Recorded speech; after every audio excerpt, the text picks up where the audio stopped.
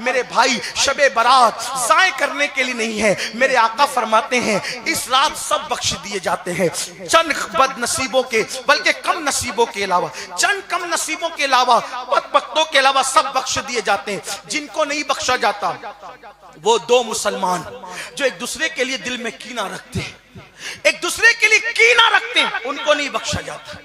और बड़ी माजरत के साथ, आपने दाढ़ियां, हमने दाढ़ियां लंबी की, कपड़े भी खूबसूरत, टोपियां भी खूबसूरत, अमामे के पेज भी खूबसूरत, सब खूबसूरत, क्या दिल भी खूबसूरत है हमारा? एक भाई दूसरे भाई के लिए दिल में कीना लेकर बैठा है, कीना इतना दिल में बढ़ गया कि अपने इमाम के लिए भी हमारा दिल साफ नहीं है। यह है कि नहीं? पड़ोसियों के लिए भी दिल में कीना। और शबे बारात की तैयारी, शबे बारात से पहले मेरे अजीज अपना दिल साफ कर। आपसे पूछता हूं, अगर कोई बगल में सुअर लेकर आए तो क्या उसे मस्जिद में दाखिल होने दोगे? हैं? बोलो ना। कोई बगल में कुत्ता लेकर आए उसे मस्जिद में आने दोगे? नहीं ना। तो जब बगल में कुत्ता और सुअर लेकर कोई आए तो उसको मस्जिद में नहीं आने देते, तो अपने दिल में ये तकब्बुर का और कीने का कुत्ता और सुअर कब तक लेकर फिरते रहोगे? जुमले सख्त हो तो माफ कर देना, लेकिन सुअर की निजासत उतनी नहीं जितने कीने की निजासत हमारे दिल के अंदर है। क्योंकि सुअर की निजासत लग जाए तो पानी से साफ हो सकती है, लेकिन ये दिल के अंदर जो कीने की निजासत है ना, घमंड की निजासत है ना, ये 7 समुंदर का पानी भी कभी धुल नहीं सकता। तो दिल क्यों साफ नहीं करते? और याद रखना, इतना बड़ा हजारों का मजमा है, मैं हाथ नहीं उठाऊंगा गुनाह के इजहार के लिए, लेकिन अपने अपने मन में डूब कर सोचो कि मेरे दिल में कितना कीना भरा है। अल्लाह के रसूल अलैहि सलाम फरमाते, शबे बारात में सबकी मगफिरत है, कीना रखने वालों की नहीं। उनके अमाल भी अल्लाह वापस कर देता है। इनके दिलों में तो कीना है, वापस ले जाओ इनके अमाल। उनके सर के ऊपर सजदा नहीं जाता, उनके सर के ऊपर उनकी दुआएं नहीं जाती। लोग कहते हैं मौलाना मेरी दुआ कबूल नहीं होती। तेरे दिल को तो देख, जिस्म की जनाबत को दूर करने के लिए तू नहा रहा है, ये दिल की जनाबत तू कब दूर करेगा? ये दिल की गंदगी मेरे भाई कब दूर करेगा? और सुन लो, मोमिन के दिल में कीना नहीं होता, अपना दिल पाक करो। अल्लाह के रसूल सल्लल्लाहु अलैहि वसल्लम ने हजरत सैयदना अनस इब्ने मालिक रज़ी अल्लाह ताला अन्हु से फरमाया, ऐ अनस, हो सके तो सुबह इस हाल में करना, ऐ अनस, हो सके तो सुबह इस हाल में करना कि तेरे दिल में किसी के लिए कीना ना हो। और ये मेरी सुन्नत है, जो मेरी इस सुन्नत पर अमल करेगा वो जन्नत में मेरे साथ दाखिल किया जाएगा। निकाल दो दिल से कीना। और कीना निकालने का आसान तरीका बता दूं। मिसाल के तौर पे, किसी के लिए दिल में कीना है। अब दिल में कीना है तो क्यों है? क्यों कीना है दिल में? उसने आपको सताया, तवज्जो करना, उसने आपको सताया, आप उससे लड़ नहीं पाए तो दिल में कीना आ गया। जब भी उसको देखते हैं भौवें चढ़ा लेते हैं, इसने मुझे मारा था, इसने मुझे गाली दी थी, इसने मेरा नुकसान किया था, इसीलिए दिल में कीना आता है। बदला नहीं ले पाते तो कीना आता है, ठीक? बदला ले लेते हैं तो दुश्मनी हो जाती है, फिर भी दिलों में कीना रहता है। इतना सोचो, सैयदना फारूक आजम जब आपके विसाल का वक्त, शहादत का वक्त आया, तो आपको एक शख्स ने खंजर से मारा। देखिए दिलों से, मोमिनों के लिए दिल कितना साफ। फारूक आजम पूछते हैं मुझे किसने खंजर मार के शहीद किया? तो लोगों ने कहा एक मजूसी था, आतिश परस्त था। आपने कहा अल्हम्दुलिल्लाह। लोगों ने कहा इस पर अल्हम्दुलिल्लाह का मतलब क्या? कहा अल्लाह का शुक्र है मुझे किसी मुसलमान ने नहीं मारा, अगर मुझे मारता तो मेरी वजह से वो जहन्नम में जाता। अल्लाह का शुक्र है मेरी वजह से कोई मुसलमान जहन्नम में नहीं जाएगा। अब आपसे पूछता हूं, हमारे दिल में कीना क्या? मुझे सता रहे ना, बुरी मौत मरे, कुत्ते की मौत मरे, उसका ये नुकसान हो, उसका वो नुकसान हो। मैं कहता हूं मेरे अजीज, और अगर कोई बीमार पड़ गया, हाँ मुझे बहुत सताया था ना इसीलिए बीमार पड़ा है, मेरे भाई तू कौन है, बल्कि ये दुआ करो, अल्लाह इसने मुझे सताया, मैं तेरे लिए इसको माफ करता हूं, क्योंकि मेरी वजह से इस पे मुसीबत नहीं आना चाहिए, मेरी वजह से इस पे तकलीफ नहीं आना चाहिए। मेरे भाइयों, हमने अपने बुजुर्गों से सीखा क्या है?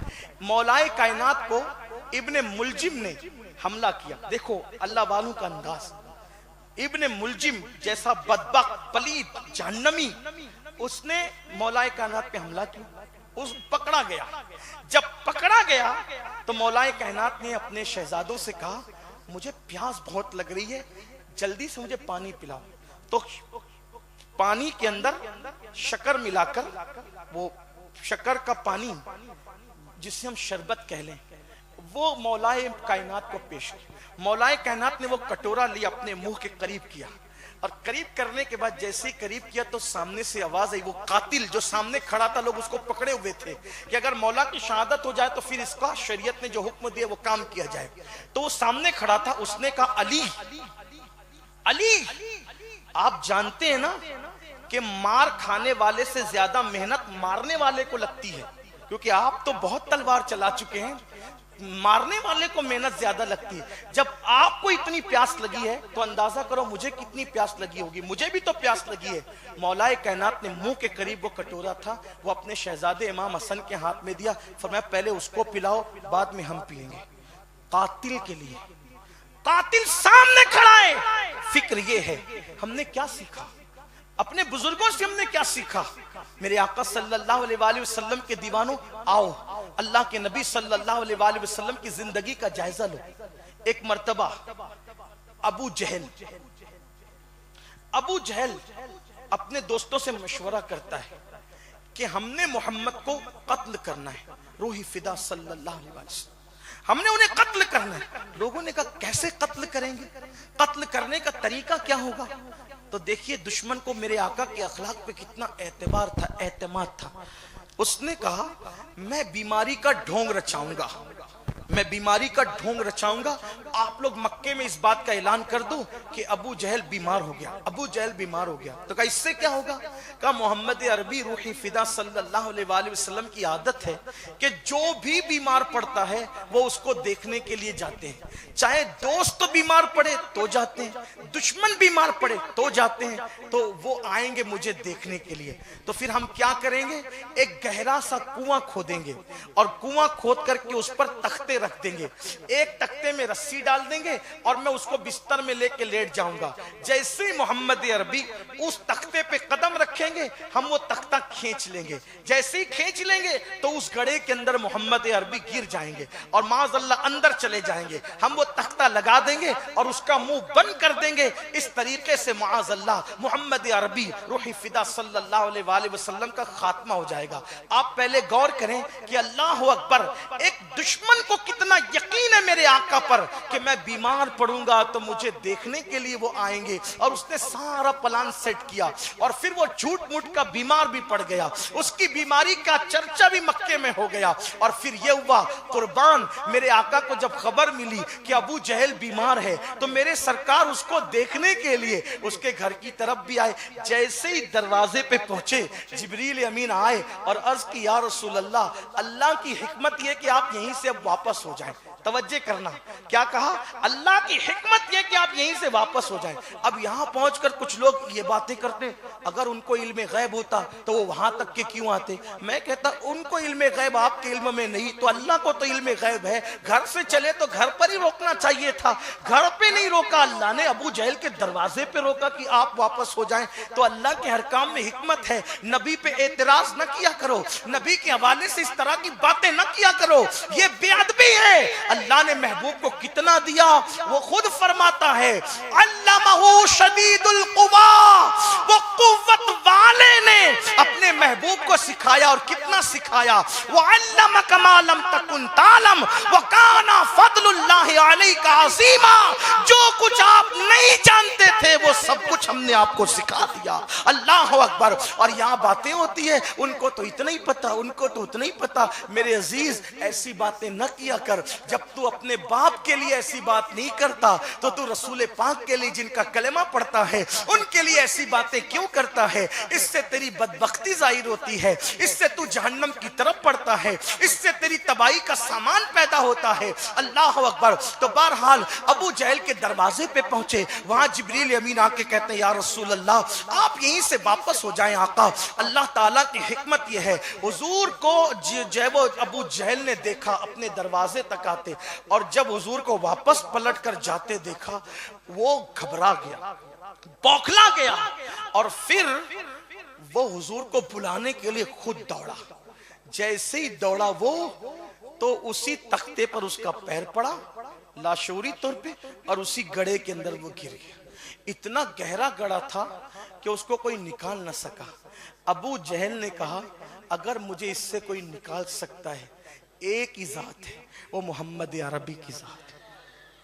आप देखें, गौर फरमाएं, ये याद रखिए, नफली इबादतें अपनी जगह, लेकिन अल्लाह के रसूल अलैहिस्सलाम फरमाते हैं, पुलसरात पर पार लगाने वाली सबसे ज्यादा जो चीज है वो तुम्हारे अखलाक, मीजान पर सबसे भारी जो चीज है वो तुम्हारे अखलाक, अल्लाह के नजदीक सबसे पसंदीदा जो चीज है वो तुम्हारे अखलाक।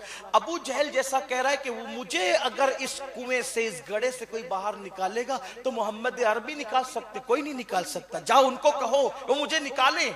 और हैरत है, हुजूर को बता दिया गया कि या रसूलल्लाह, इसने गड्ढा आपके लिए खोदा, आपको शहीद करना चाहता था, आपका किस्सा खत्म करना चाहता था। अब वो कुएं में गया, मेरे और आपकी तरह कोई होता तो वो लोग कैसे बातें करता, लेकिन वो रहमतुल लिल आलमीन, इंसान कामिल, सैयदुल आलमीन, मुस्तफ़ा जान रहमत तशरीफ लाए, और उस गड्ढे के किनारे पे खड़े होकर फरमाते हैं, अबू जहल, तू कहता है कि मैं तुझे निकालूं, मैं तुझे निकाल दूंगा, लेकिन मुझे बता, अगर मैंने निकाल दिया तो क्या तू नबी मान लेगा? उसने कहा, बिल्कुल मान लूंगा, अगर आपने मुझे निकाल दिया तो मेरे आका अलैहिस्सलाम ने अपना हाथ उस गड्ढे के अंदर डाला, और हुजूर का मौजज़ा ये देखने में आया कि हुजूर का खूबसूरत हाथ उस गड्ढे के अंदर उसके हाथ में पहुंचा, और पलक के झपकते मेरे आका ने उसको बाहर निकाला। फिर आका ने फरमाया, अबू जहल, मैंने अपना मंसूब, मेरे आका अलैहिस्सलातु व तस्लीम ने अबू जहल को उस गड्ढे से बाहर किया, तो आका ने फरमाया, मैंने अपना वादा पूरा किया, अब तू भी अपना वादा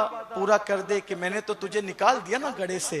तो उसने देख करके कहा, ए मोहम्मद, रोही फिदा सल्लल्लाहु अलैहि वसल्लम, आज मुझे यकीन हो गया कि दुनिया में तुमसे बड़ा जादूगर कोई नहीं है। लेकिन उसके बावजूद भी अल्लाह के हबीब अलैहिस्सलाम ने फिर रिएक्शन के तौर पर उसे कुछ नहीं फरमाया। काफिरों के साथ ये अंदाज था, और आज हमारा अंदाज मोमिनों के साथ, अहले ईमान के साथ क्या है। इसलिए शबे बरात में अगर निजात और मगफिरत चाहते हो तो अपने दिलों से कीनों को निकालो, एक दूसरे को माफ करो। पहले हम एक दूसरे को माफ करेंगे, जमीन वालों, तुम जब एक दूसरे को खुद माफ करोगे तो आसमानों का खालिक आपको माफ कर देगा। शबे बरात में आपकी हमारी अल्लाह मगफिरत फरमाएगा। अल्लाह हम सबको अमल की तौफीक अता फरमाए। गुफ्तगू के दरमियान अगर कोई गलती हो, अल्लाह ताला मुआफ फरमाए।